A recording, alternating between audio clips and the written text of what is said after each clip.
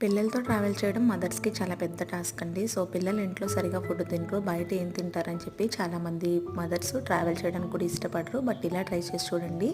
మీకు కూడా ఇబ్బంది ఉండదు. 6 మంత్స్ దాటిన తర్వాత పిల్లల నుండి ఈ సెర్లాక్ అయితే మనం పెట్టవచ్చు. దానికోసం 3 కప్స్ వరకు మూరీలు తీసుకొని దాంట్లో పావు కప్పు పుట్నాల పప్పు యాడ్ చేసుకొని రోస్ట్‌గా అయితే ఫ్రై చేసుకోవాలి. ఇది మనకి ఫ్రై అయిన తర్వాత ఒకసారి మనం పౌడర్ లాగైతే గ్రైండ్ చేసుకొని స్టోర్ చేసుకుంటే సరిపోతుందండి.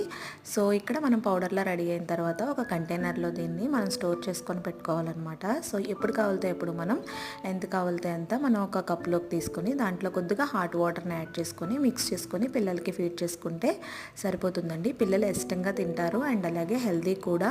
ఎందుకంటే బయట దొరికే సిర్లాక్స్ కన్నా ఇది మనకి పిల్లలకు కూడా హెల్దీ అని చెప్పవచ్చు. ఈసారి ఇలా ట్రై చేసి చూడండి ట్రావెల్లో. పిల్లలకి తప్పకుండా నచ్చుతుంది. అండ్ అలాగే వీడియో నచ్చితే మాత్రం లైక్ చేయండి. Do subscribe for more updates.